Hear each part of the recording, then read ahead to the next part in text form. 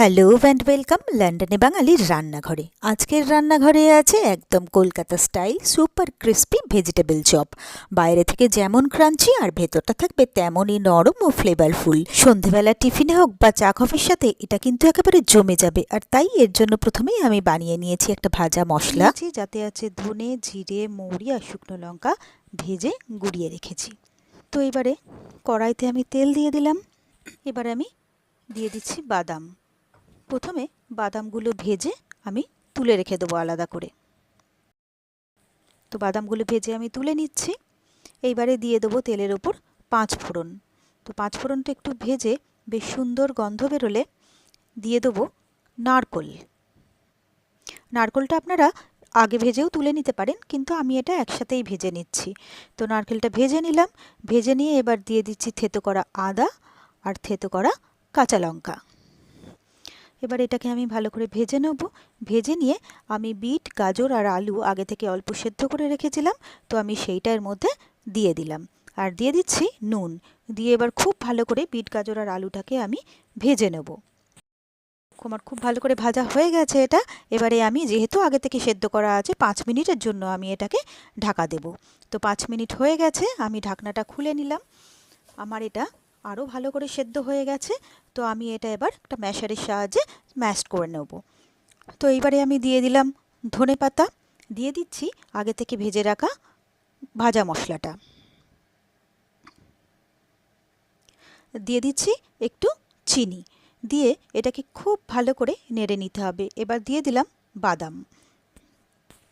এইবারে এটাকে খুব ভালো করে নেড়ে একদম শুকনো করে নিতে হবে, তা না হলে কিন্তু চপটা তৈরি করার সময় অসুবিধা হবে। তো আমি খুব ভালো করে নেড়ে নিয়েছি। নেড়ে এটা একদম আমার শুকনো হয়ে গেছে। এবারে আমি এটা অন্য পাত্রে ঢেলে রাখলাম একটু ঠান্ডা হওয়ার জন্য। এবারে আমি আলাদা একটা পাত্রে 2 চামচ প্লেন ময়দা নিয়ে জল দিয়ে একটা ব্যাটার তৈরি করব। ব্যাটারটা খুব বেশি থিক হবে না।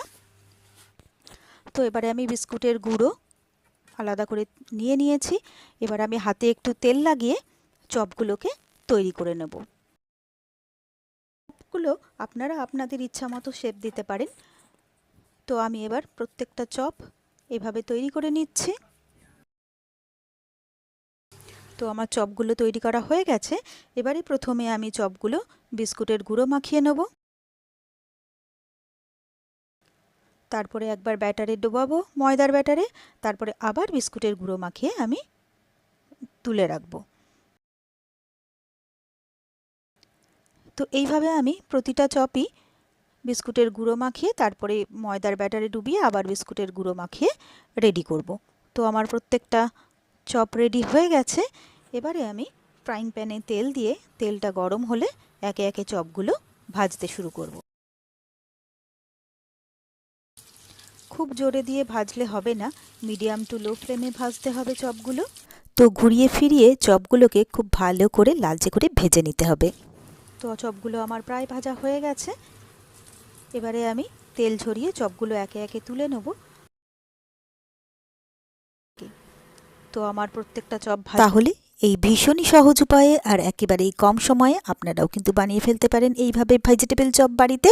আর আমি গ্যারান্টি দিতে পারি আপনাদের সকলেরই ভীষণ ভালো লাগবে। আর আমার রেসিপিগুলো যদি আপনাদের ভালো লেগে থাকে তাহলে অবশ্যই কমেন্টস করে জানাবেন। আর ভিডিওগুলোতে লাইক করে প্লিজ আমার সাথে থাকবেন, পাশে থাকবেন। আর আমার চ্যানেলটা যদি নতুন চেক করতে থাকেন তাহলে প্লিজ চ্যানেলটাকে সাবস্ক্রাইব করে পাশে থাকা বেল আইকনটা প্রেস করে দেবেন।